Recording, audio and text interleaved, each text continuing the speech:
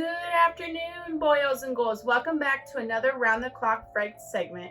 My name is Kimberly, and this week I am going to be doing a combo review on both Fear Street 1978 and Fear Street 1666. So I definitely have a lot to say about both of these films. As you have all seen in my previous review on the very first Fear Street 1994, I am going to try my bestest to keep the spoilers to a minimum, just in case anybody has not seen these movies yet.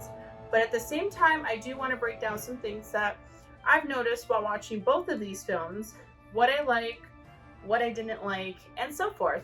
So definitely be warned, if you don't want spoilers, definitely back out now. But I'm going to try to keep them to a minimum so you guys can kind of see what you think of this film. So I'm going to go ahead and start with Fear Street 1978 because it is the second after Fear Street 1994. So pretty much what happens is it is a continuation to the end of 1994. So Fear Street 1978 pretty much picks up at the end of Fear Street 1994. It still revolves around the three main characters for the most part. You have Dina, Sam, and Josh, Dina's brother. So those were the three remaining survivors in 1994, and they pretty much can pick up where they left off. You have all three of these characters meeting up with this girl who pretty much survived the town's first, well, not very first, but one of the incidents of the town pretty much being attacked by the, well, not attacked I guess per se, but with the whole witch's curse. So she's one of the survivors from the camp, because you hear about it briefly for a second in the first one, where there was an incident at camp where one girl survived but her sister died. So they go meet up with her to figure out, okay, because at the end of 1994 you had them believing that because this woman survived based on she died, then came back, and it all skipped her because she was the one that saw the witch. But then it comes to find out that wasn't the case. There's way more to it than just that, you know, it did not just take her dying and coming back. There was more to it.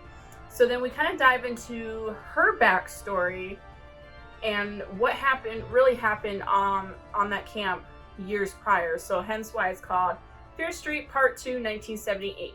So it's pretty much coming from her point of view, telling the story to Dina, Sam, and Josh, giving them a little bit more insight and what they can work with to pretty much bring Sam out of the witch's curse.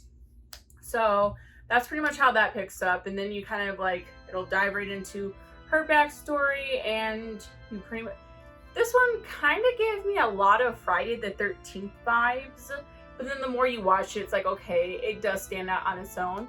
But like Fear Street Part 1 gave me Scream vibes, this one definitely gave me Friday the 13th vibes because of it being on like a camp, and you got teenagers, and there's making out and sex, and you're just like, okay, this is totally Friday the 13th vibes. But yeah, so for the most part of her backstory that she's telling about the story on the camp does not 100% revolve around her, but like what was going on with her sister, the one that ends up dying at the end. Sorry. Well, can't really say it's a spoiler because we kind of knew that from the first one. But yeah, so it pretty much picks up with her her sister and her sister's boyfriend. They're inside this little room. I guess they're like painting or something. I can't remember. They're building something, and they get kind of like teenagers. They start making out and whatnot. Later on, you start to find out that the sister's boyfriend ends up being the one that gets put under the witch's curse, and he's the one that ends up going on the killing spree, rampage at this camp. And so it's pretty much a battle of them all running from him, trying not to get killed, survival mode, but at the same time trying to figure out why the heck is he possessed. Oh, to them it comes off like he's possessed, because he kind of is. He's under the witch's curse. So they have to come together and figure this out, and they end up finding out that, of course, the witch, I'm trying to figure out how to explain this so it makes sense. The witch, I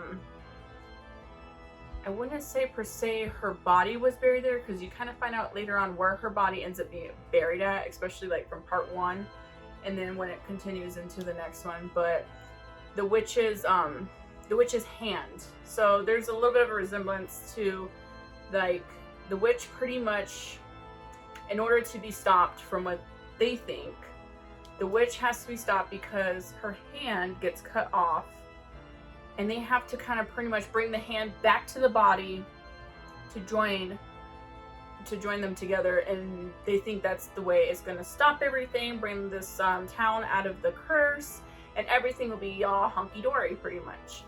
And rightfully so, it ends up, I guess, getting to that point, because when you get throughout the story and they figure this out, they do end up going through some obstacles to get this hand, and unfortunately they don't make it to the witch's body in time to pretty much connect them, and so yeah, I mean, a lot of this isn't really spoilers, because again, we kind of give a brief little detailed backstory in the very first movie when when Josh is telling the story of these different cases that happened throughout the years in Sunnyside. So it's kind of out there and known, but yeah. So I mean, I'm gonna start off by saying that this one, the second one after 1994, actually I really enjoyed. Probably I enjoyed it a lot more than the first one, to be honest. Like, the first one was good, don't get me wrong, I liked it, and it definitely goes along with the story. But I honestly like the second one a lot more, only because we get a little bit more insight into the town, the curse, a little bit, teeny bit more about the witch's backstory, but not quite. And it was definitely really fun to watch, just like the first one. I thought the first one was really fun to watch. Again, the special effects in this one did come off a little cheesy, just like the first one. I was not digging the blood. The blood didn't look real to me. I almost felt like it was paint or food coloring or something, so it didn't look as realistic. But don't get me wrong, the gore factor in the second one is just as brutal as the first, but nothing competes with the whole was it the meat grinder? Yeah, that meat grinder scene was pretty gruesome. But yeah, still a lot of killings. You know, of course, the boyfriend's just on a rampage killing everybody. I would have to say the saddest death, and I was a little bummed about, would have to be the sister's best friend. Or they were best friends at one time, and then I guess something happened to where they drift apart. I believe what happened was the sister became a snitch and kind of ratted her out, got her in a lot of trouble, so they ended up tearing apart as friends. But then when they have to go through all of this with the town, they come back together as friends, and for the last part of the movie, they're sitting there coming up with a plan to get this hand so they can join it back with the witch. And then, of course, boyfriend here laying on the floor, supposedly dead, which we all know watching horror movies, they're not dead, they're just sleeping. But he ends up waking up and he kills her with an axe to the head, and it was pretty sad because I actually really liked her character. But that was pretty much about it with, you know, with the special effects on that. Like, again, could have been better. Still was fun, don't get me wrong. The gore factor and their creativeness on some of these kill scenes, still excellent. So that was the only thing that kind of, I guess, flawed a little bit in my review. But it's okay. Storyline, very solid, very on point. Acting, tremendous. Like, I had no issues with the acting whatsoever. Everybody who played their part very well. Besides the best friend in the backstory, the overall story, my favorite character still stands out to be Dina and Sam's character. And I do like Josh. So you know what? It's a win-win. All these characters are amazing. Like, you don't really hate anybody, to be honest, except for when we get into this next one and I go into a little bit of depth with that one, then yes, I do come across a character I wasn't expecting it, but at the same time, after seeing it, was not very happy, to say the least. But yeah, so that was pretty much Fear Street 1978. Great film. Definitely a fun one to watch. I wouldn't say it ranks highest on like my favorite horror films, but it's definitely one that I enjoyed watching. And just like the first one, after I watched it the first time, I ended up going back and watching it a second time because it was really fun and I enjoyed watching it. So I'll probably be doing the same with the other ones because they were definitely really fun to watch. So that is my review on Fear Street 1978. I definitely give it a solid, we're going to go 10 out of 10 because, like I said, it was very fun. I enjoyed the heck out of it. Now for Fear Street 1666. So from what I hear, this is going to be the last part to the 3. And it pretty much, and I can see it being the last part to the 3 because it pretty much ties everything together from the first one, the second one, the third one. It really brings everything in and you get more of a sense of understanding on the town, why the town was cursed, the witch, and other mysterious things that we just did not know from the beginning that just jumped out and surprised us. So here I go. Again, I will be getting into some spoilers. I'm trying my hardest to not spoil too much, but it's kind of hard because I'm like, oh my gosh, I want to explain. So again, if you don't like spoilers and you haven't seen this last one, definitely back out because I am going to dive into this one because this one is the one I really wanted to get more into. So Fear Street 1666. This movie pretty much, again, continuation to the second one. You pretty much, at the end of the second one, which I did not explain, I'm so sorry. The end of the second one, it comes back from the backstory of the campers. And after Dina and Josh hear what she said, or what she says about joining the hand back to the witch's body, they go on the mission. They know that the hand is buried under this tree inside Sunnyside Mall. So that's where it all pretty much originated from the very first part of the 1994 film. But they find her hand, they bring it to her body because they already know where her body is, and they join it to, Dina joins it together. As she joins it together, she gets pulled into the witch's era. So 1666 is when the witch was alive. So she gets dragged in. It's playing from a perspective of where Dina is pretty much the witch.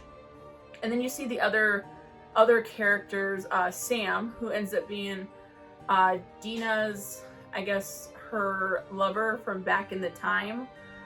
And then Josh ends up playing out as somebody in the town that I think was really close with Dina or was family. I can't quite remember. It's been about a week since I watched it. But it's kind of cool. So you're kind of getting it from a perspective where you're still keeping Dina, Josh, and Sam into this mix, but it's now telling the story of the witch. So Dina pretty much gets sucked into the witch's era.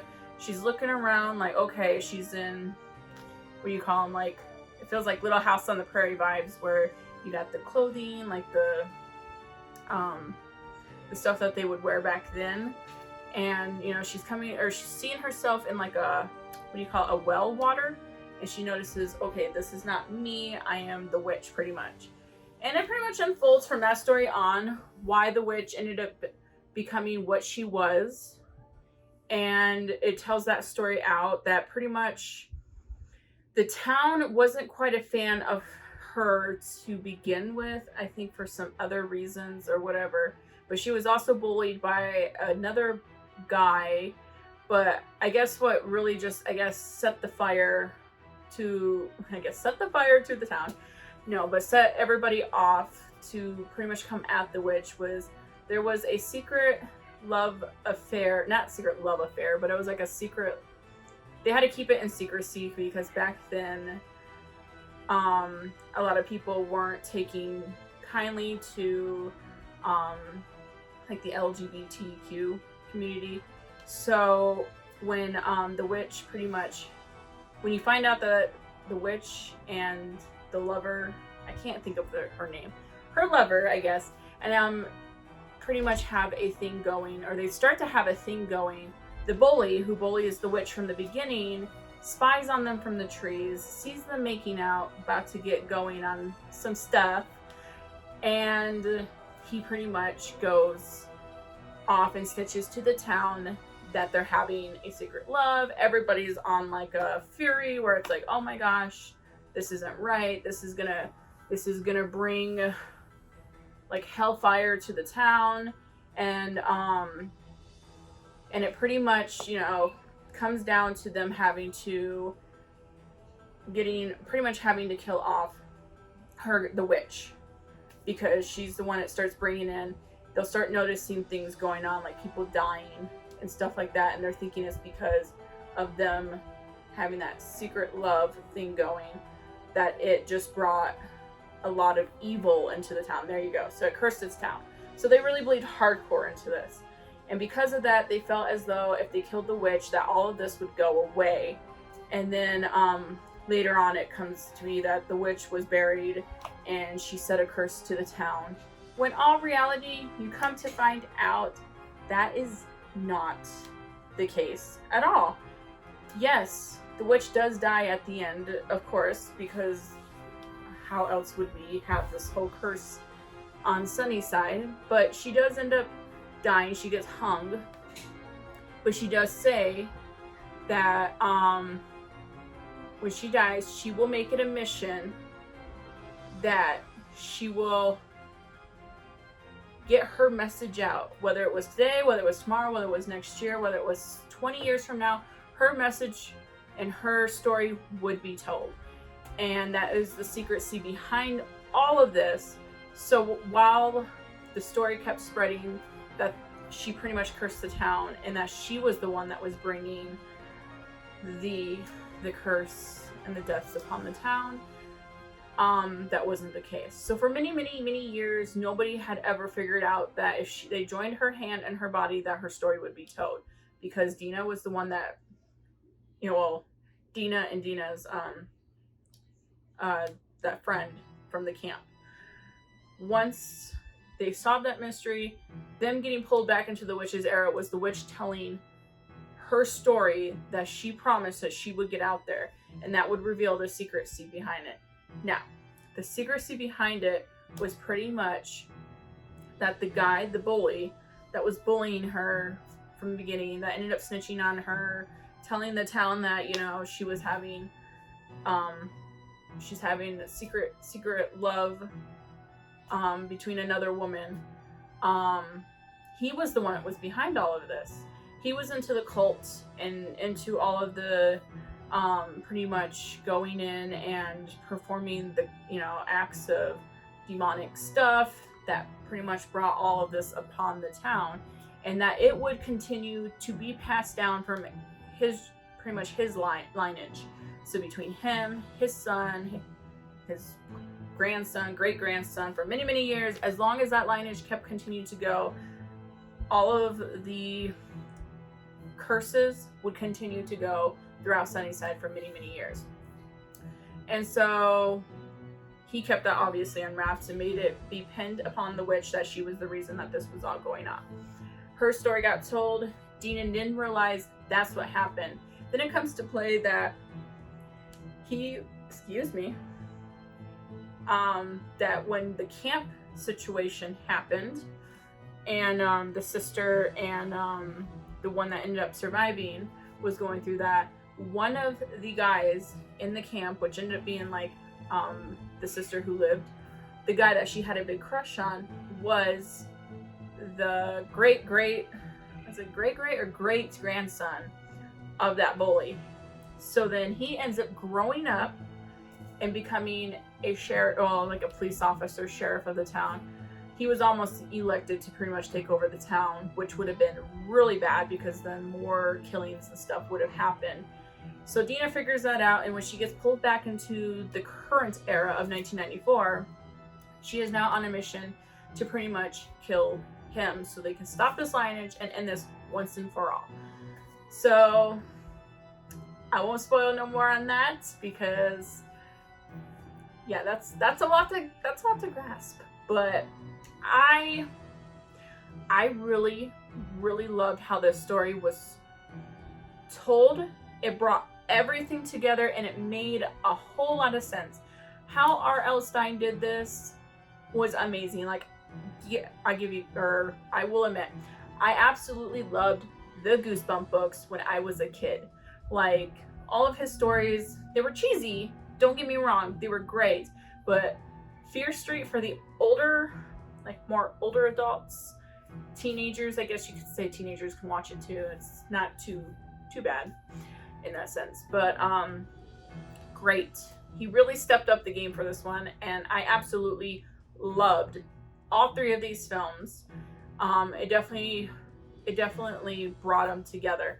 But the way the story was told, it wrapped everything up, tied all loose ends, and it was just great. So again, I would still say the 1978 is probably my favorite out of the first and now the third, but I do really enjoy the third as well, so don't get me wrong, there's no low ratings on this one. I really enjoyed the heck out of it. It was another fun one to watch. Great storytelling. Again, fantastic acting. With all three of these movies, I had not had a single actor or actress who performed poorly. They were all so good, like great, phenomenal.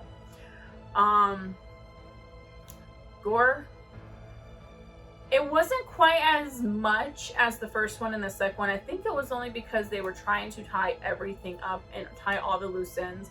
But I mean, there was some killings, don't get me wrong. But I would say it was a little bit more mild compared to the first two. But still great. Yeah, I mean, honestly, this one was a good one. All three of them were great, fantastic. Out of this one, I would rate it definitely I'm going to say another 10 out of 10. All of these films were fantastic. They were fun.